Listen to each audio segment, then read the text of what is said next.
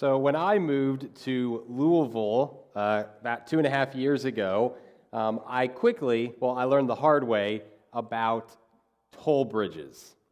So in Louisville, if most of you probably visited there, the Ohio River goes right by downtown, and you can just look over the river and you can see Indiana. I mean, it's just right over there. And early on in my residency at Southeast, one of the things we were supposed to do is go around to all the different campuses on a Sunday and kind of, visit and help out and see how all the campuses kind of operate. And so this particular Sunday, I was heading over to the Indiana campus of Southeast Christian Church. And so, of course, I'm new. I don't know how to get there, so I pull up Google Maps. I type in, Indiana campus Southeast Christian Church, take the first route it gives me, and there I go. And of course, I realized, it was too late by then, but I realized there is a toll road.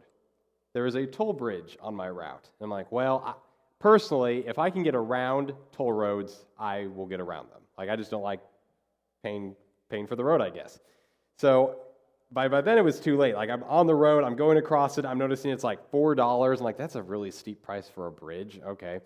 And of course, they take a picture and they conveniently mail you your bill. So of course, they mailed it to my dad because that's what came up under my car. So thanks, Dad, for paying that toll road for me. So of course, I drive across the bridge, I get to the other side, do my thing, come back, and learn later that, wait a minute, there are free ways to get to Indiana. I didn't have to pay for this toll. I could have gone another way. And the locals then include me, and there's several ways to get to Indiana. So yes, there's that toll bridge, and there is another toll bridge a little further northeast up the river. But then there's also a bridge that is totally free. And it's just a couple blocks from the toll bridge that costs however much it was to drive through it. And all you have to do is you just take an exit, go downtown, drive a couple blocks over, and you just take that bridge over. Now granted, that bridge is much narrower, the speed limit's a lot lower, and it's painted right now this really weird yellow mustardy color. I guess it's supposed to be the color of bourbon. Doesn't look like that to me, but whatever. So you could take that bridge, and it's free. Or you could take I-64 west towards St. Louis. There's another bridge, and then you're over in Indiana. So it just depends, which way do you want to go? Now, yeah, the toll bridge is really nice. You've got lots of lanes, and it's really fast, and it's very convenient. Or you can not pay that.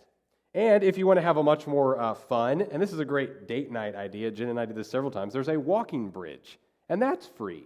You just drive downtown, find a place to park, and you just walk across this bridge, and they have music playing, and they have lights on it at night, and there's usually street performers, and right when you get to the Indiana side of the bridge, there's an ice cream parlor, there's a pizza shop, there's a coffee shop a couple blocks down, there's a game store, there's a nice restaurant, so there's all these different ways to get to Indiana.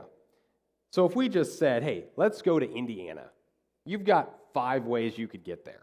Just depends on what you want. Do you want a little more of a stressful route? Do you want a quick route? Do you want to pay for it? Do you want to be free? Do you want to walk and get some steps in? What do you want to do?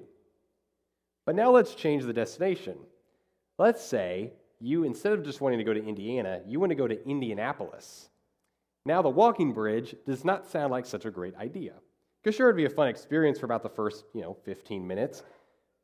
But then how are you going to drive the rest of the way if your car is on the Kentucky side? Now, the toll bridges both work. They're going to get you there fast. They're going to conveniently keep you on the interstate. You could take I-64. You could even just take a slightly more stressful route and take the free bridge downtown. It's up to you. And here's, just like toll roads work, that's kind of how our money works as well. When you pick your destination, you have all these decisions then that you make about money based on where you want to go. So for example, if the destination is you want to own a house, well, there's 15-year mortgages, there's 30-year mortgages. There's even other mortgage options between those two. There's, how much of a down payment do you want to save up for? And that determines your payment. And then, if you want to take the Dave Ramsey approach, you just save cash. I'm just going to save either 20% of a down payment, or we're just going to save until we have cash to buy a house outright. Right? You have all these options. And some of them are more convenient, some of them are easier, some of them are harder. It just depends on what you want to do. And just like toll roads, they can change how we want to get somewhere, our money can also determine how we get somewhere as well. So kind of the question for us to ask is, well, how can money help us get where we want to go? How can money help us get where we want to go? But of course, that means, well, where do we want to go, right? Where's our destination? Because that's where you got to start. And we live in a world, in a culture where most financial advice is like, if you were to ask, okay, so where do you want to go? Well, I want to be wealthy. Like, how do we have more money, right? Like, how do we have a bigger retirement? How do we get a nicer house? How do we have more money, right? Like, how do I get wealthier? That's usually the destination. How do I do that? But Solomon gives us this warning against that in Proverbs 23. He writes, "Do not wear yourself out to get rich. Have the wisdom to show restraint. Cast but a glance at riches, and they are gone, for they will surely sprout wings and fly up to the sky like an eagle." And my guess is you've probably felt that at least once in your life, right? Where you get your paycheck, you pay some bills, you do some fun things, maybe you get something you've always wanted, and then maybe it's you check your bank account or you open your wallet and you're like, where did all my money go? Like what happened? Like I don't get it. And we've probably all experienced that where it just seems to fly away. It just gets spent on something, somewhere, somehow, right? Or as they say, more money, more problems, right? Like you think if we just had more money, things would be easier. And actually, usually it gets harder, right? And so Solomon says, hey, if your destination is just wealth, that's probably not a great goal to chase in life. You're probably going to wear yourself out. It's not going to last. And the money, it's just going to go. Like you're never going to quite get there. So he's like, that may not be the best place to end up. And if you're familiar with the words of Jesus, I mean, Jesus had a lot to say about money. In fact, Jesus talked more about money than any other topic during his ministry. He talked about money more than salvation, more than heaven and hell, more than discipleship. I mean, that's what he talked about the most. In fact, there are more verses in your Bible about money than even Jesus. Like, money is mentioned more than Jesus in the Bible. Only, like, God is mentioned more in your Bible than money. It's pretty crazy because God knows our money affects our relationship with him, and our relationship with him affects how we use our money. And even Jesus said, it's easier to take a camel and fit it through the little eye of a sewing needle than it is for a rich person to enter the kingdom of heaven. So money must really matter. So let me take you back to the first week of our series and remind you something that Caleb said. Caleb said the foundation of wisdom is an engaged and relational knowledge of God. And that relational knowledge of God is so important because our relationship with God is closely connected to our money. And so Proverbs has quite a bit actually to tell us about money because Solomon knows money will affect your heart. And so if I could just kind of sum it up and give us a sentence to kind of guide us and direct us this morning, it would be this: wise use of money builds your trust in God. Wise use of money builds your trust in God. If you use money the way that the Bible talks about, you will find yourself growing in your relationship with God. You will find yourself trusting him more, not less. So let's just look at 4 quick principles from Proverbs about money. So here's the first one. Earn money righteously. Earn money righteously. Here's just a few proverbs about that. Lazy hands make for poverty, but diligent hands bring wealth. Dishonest money dwindles away, but whoever gathers money little by little makes it grow.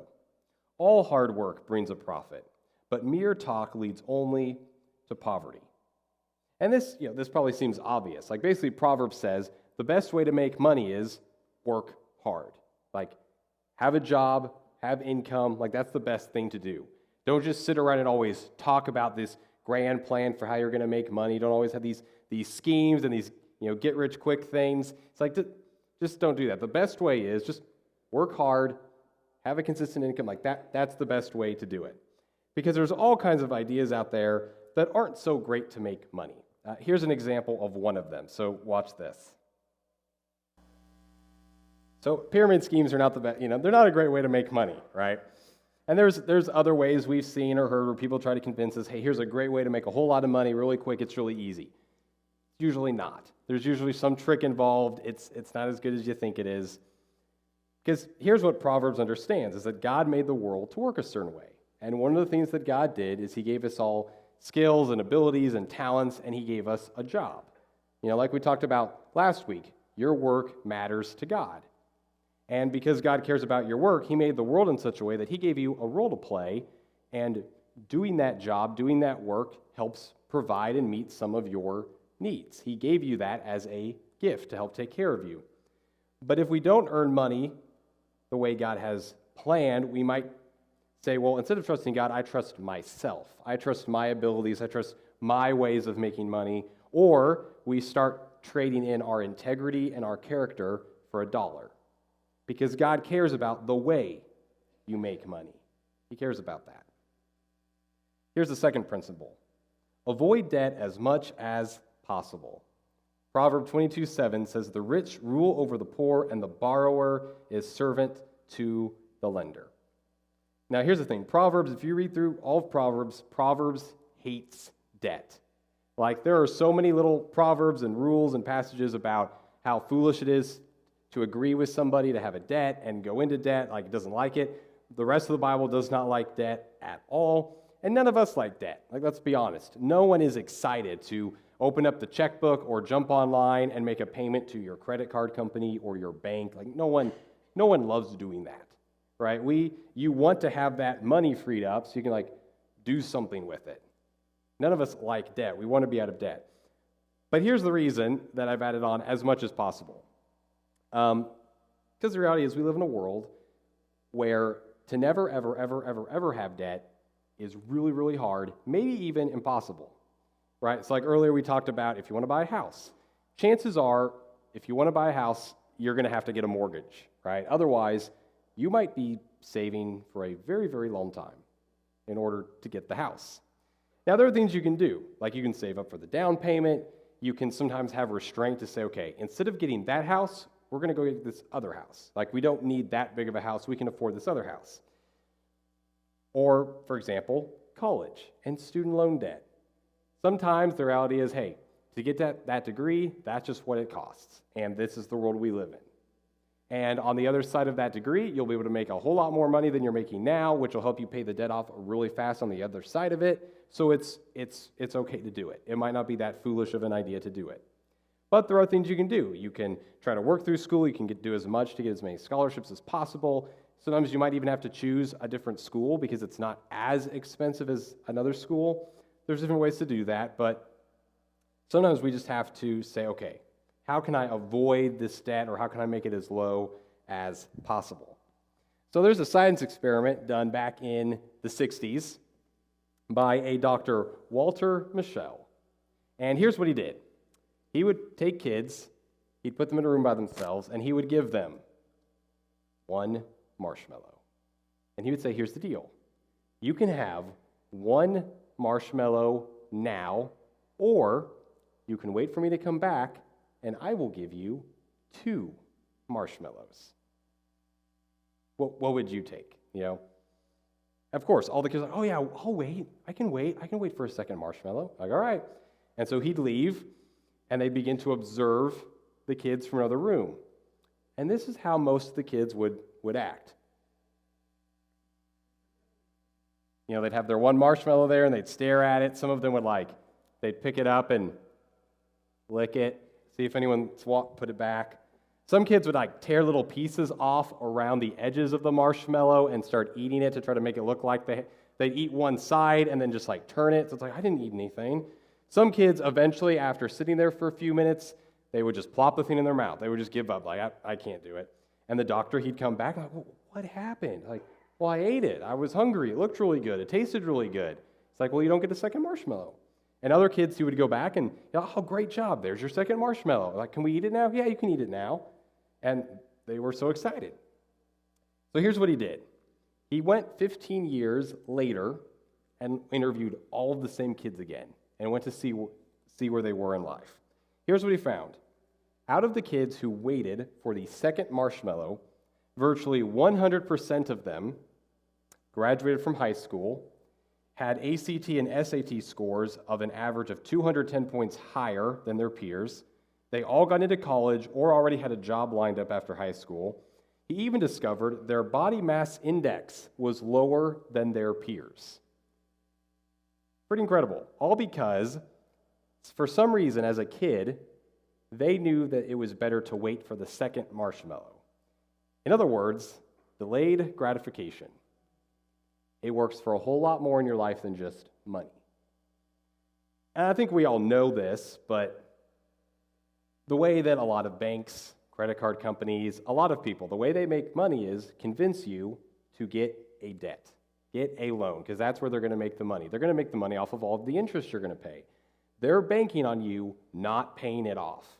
They want to convince you, oh, this credit card, it's got such a great deal. You get all these points, you get this cash back, blah, blah, blah, blah, blah. But what they're really hoping is you won't pay it off every month. And they'll keep making money off of you all the time. Because what they want to convince you is, no, you deserve that one marshmallow right now. And as we grow up, the marshmallow just changes. You know, it becomes a house, it becomes a car, it becomes, a bigger TV, it's remodeling the kitchen, it's whatever it is. And instead of waiting, saving up for it, finding other wise options, it's, well, let's just do it now. Put on the credit card, take out a loan, do this, do that, and you end up in debt. And as we all know, when you're in debt, it definitely feels like what Solomon has to say. The borrower is slave to the lender. You just feel like you are enslaved. Every month you've got to pay somebody money, and it's basically going to this debt you've had. And Solomon says, hey, that's not great, that's not wise, so do what you can to stay out of it. And I would say the one place especially we should really take him seriously is credit cards. And this is not rocket science, but pay your credit card off every month. Like, come on, all right? So there you go, marshmallows. I'm just going to leave those here. Can you wait? Can you wait? Okay. So number 3, pay attention to your finances. Be sure you know the condition of your flocks. Give careful attention to your herds, for riches do not endure forever, and a crown is not secure for all generations. Basically, it's good, it's wise to pay attention to your money and to have a plan, to have a budget, to kind of know what's going on. I think you could even use this proverb to say it's probably good to have like emergency fund or a rainy day kind of fund in case things happen, because we all know things are going to happen you're not expecting or prepared for, and to just pay attention to what's going on. Because it's all God's anyway. And so he's trusting us with some of it. So the question is, okay, do I know where it is? Do I know where it's going? Do I know how I'm using it? Do we have a plan every month so we don't overspend? Like, do we know where our money is going? This happened a few times when I was in college. Somebody in the dorm would, at one point, they'd come out of their dorm room and they would just look so distraught. And we're like, what's wrong? Like, I just got my credit card bill, or I just looked at my bank app. I'm like, what? I spent $700 at Taco Bell last month. And we're like, that's a lot of money. We're in college, but it's Taco Bell. How? Like, we're trying to think, how many grande burritos do you have to buy? Like, how many beefy 5 layers do you need? Like, we never figured it out. Anyway, Solomon's just saying, look, it's good to have a plan, and it's good to know what's going on. And of course, there's all kinds of different, financial planners out there that can help you with this. Like, what's the best way to do this? How, where's the best place to put our money? There's all kinds of good things for that. But I think one of the things that Solomon is sitting on here, especially when he says, riches don't last forever, is this. No matter how much you save, no matter how much you make, you don't get to take it with you. It's not going to be there forever. It's going to sprout wings and fly off like an eagle. Like, it's not always going to be there. And sometimes, I think what can happen, I think Proverbs says it's good to have a plan. Like, it's probably wise to have, some insurance and some savings in case of emergencies or different things. But my question for us would be, do you trust God, or do you entrust your insurance policy? Do you trust God or your emergency fund? Because there's a fine line between, hey, we have a reasonable rainy day fund set up. There's a difference between that and feeling so secure because you've got this money stockpile that you just keep building it, because it helps you to feel safer when you know there's more money in this bank account somewhere. And at some point, you have to trust God. Like, you can't prepare for everything. You've got to just trust God. Because your relationship with God, that's going to last forever. Your money won't. And John D. Rockefeller, very famously, when he passed away, a news reporter went to his accountant to interview him and asked, well, how much money did Mr. Rockefeller leave behind? To which the accountant famously replied, he left all of it behind. Because when you die, you don't get to take any of it with you. You don't. At that point, it's whatever you set up in a will or some kind of a fund, like whatever you told people to do legally, that's what's going to happen to it. Like, you don't get to use it. So it's good to know how our money is being done. It's good to be aware of things. But at the end of the day, we have to just trust God with what's going to happen. Here's the fourth principle. Say yes to generosity. Now, so much more of Proverbs than anything else with money. There's so many Proverbs about just being kind and generous and giving away what you have. So here's just a few of them. Proverbs 3. Do not withhold good from those to whom it is due, when it is in your power to act. Proverbs 11. A generous person will prosper. Whoever refreshes others will be refreshed. Proverbs 14. It is a sin to despise one's neighbor, but blessed is the one who is kind to the needy. Proverbs 22. The generous will themselves be blessed, for they share their food with the poor. And Proverbs 28. Those who give to the poor will lack nothing, but those who close their eyes to them receive many curses. So Proverbs and the Bible is just full of give your money away. Don't have like a tight closed fist, have an open hand. Be looking for ways to bless and help out others. Now, when I was growing up, I got to see this displayed for me firsthand through my grandparents. So we had this tradition that probably many of you have, which is Sunday after church, you go out to eat. And so my grandparents would take us out to eat every Sunday and would never let my parents pay the bill, no matter how much they argued about it. Grandpa and Grandma always paid the bill. But on several occasions, we would be there at the restaurant, and there would be kind of a commotion we would notice in the front, and somebody would walk in who appeared to be probably homeless or down on their luck, and they were talking to the host or the hostess about, is there any way I can get a meal? Like, can I just have scraps? Is there like a meal in the kitchen that somebody messed up that I can have? Can I wash some dishes and you'll give me some food? Like, anything. Is there anything I can do? And most places would just be like, no, we don't do that here. You need to leave. Like, you need to get out of here. You're disturbing the customers. Go away. And whenever that would happen, my grandpa would grab the nearest server and say, go ahead and serve them, sit them down, get them a table, get them whatever they want, and bring me the bill. Like, that's just what Grandma and Grandpa did. Many times they would see an old friend while out to eat, and again, Grandma and Grandpa, they'd tell the waiter or the waitress, hey, bring me their tab, bring me their bill.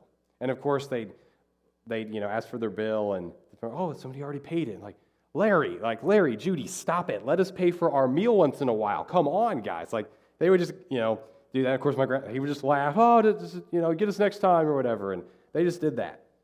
Now, I have no idea financially where my grandparents, stand. Like, I've never seen spreadsheets or bank accounts, nothing. I have no clue.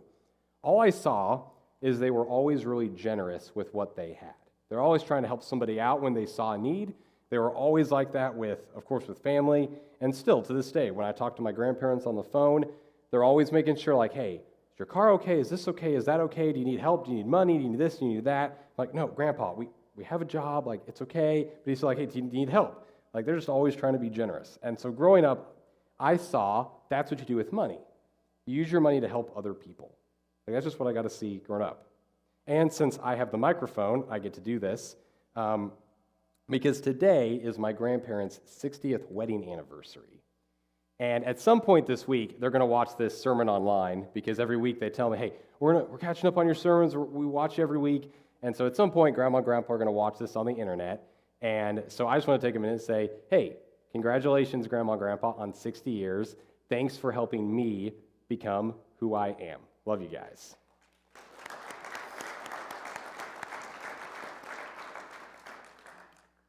So here's the deal. The amount of money you make doesn't have anything to do with generosity. It's just all about what do you do with what you have? What do you do with what you have? You don't have to get really wealthy to then be generous. You can be generous right now with whatever you've got. and always be on the lookout for ways to say yes to generosity, for ways you can help people. Get to know your neighbors, get to know the people around you, and just keep your eyes open. Like, sometimes it's pretty obvious. Like, you can tell, like, that person probably needs some help with this. Or maybe I can go over and I can help them fix that. And ways that we can use not just our money, but our time and our abilities to take care of others and show them God's grace. So there's just, 4 basic principles from Proverbs, and that's probably not rocket science. Like, probably most of you walked in here, you already knew those things. Like, that's not crazy hard. Most financial advice in the world will tell you to do those things. Like, that's not hard. But here's where the Bible's really different from the rest of the world. So as I was studying through the book of Proverbs, I found this prayer in Proverbs chapter 30, and it really just stuck out to me. So I want to share this with you. This is the prayer of a wise man named Agur. And here's what he prayed. Keep falsehood and lies far from me. Give me neither poverty nor riches, but give me only my daily bread. Otherwise, I may have too much and disown you, and say, who is the Lord? Or I may become poor and steal, and so dishonor the name of my God. I mean, his prayer is just, hey, don't let me go to either of these two extremes, because then I'm not going to act rightly. I'm not going to act like a real follower of Jesus. On one side, he's like, hey, don't let me become so rich that I stop needing you, God. Don't ever let me get there. And on the other side, don't let me become so poor that I have to lie and cheat and steal and work the system in order to get things. He's like, hey, just help take care of what I need each and every day. And if that's what you have, you're not poor and you're not rich. And I think this is a prayer that a lot of us probably need to pray, is ask for God's help to live between poverty and riches, to live kind of in the middle, where our daily needs are met, but we're also not drifting off into riches and saying, God, I don't need you. I've got my emergency fund. I've got this insurance policy. I've got this retirement account. I've got all these things lined up and taken care of. I don't really need you. It might be an interesting experiment sometime for you just to think about all the things you don't have to pray for. Like, when's the last time you prayed for God to help you buy groceries? Or when's the last time you had to ask the Lord to not let a car repair get too expensive because you just couldn't afford it if it went over a certain amount? For a lot of us, there's very little that we really need to pray to God for our stuff. It's like, no, we're good. Like, for the most part, you've got money for groceries. You're not worried about that. But it does something. It does something to how you trust and how you relate to God when you really, truly need Him for just daily things. And so I think this is a prayer I want to challenge all of us to just be praying. Lord, give me neither poverty nor riches. Don't give me that. Because wise use of money will build your trust with God. And if you're struggling with trusting God, you should probably take a hard look at your finances. And if you're having trouble with your finances, you should probably take a look at your relationship with God. Because probably one of them is off. Because God knew they're deeply, deeply connected. Because following Jesus means we trust Him with everything. We don't look to replace Him. We don't look to put our trust in other things. We trust Him completely and totally. And even with our money, we say, God, it's yours. I trust you with it. So as we get ready here in the next couple minutes to take communion together, I just want to give us all the chance to pause and slow down and reflect and prepare ourselves for communion. So would you just take a couple minutes where you're at and just kind of silently reflect and prepare yourself for communion?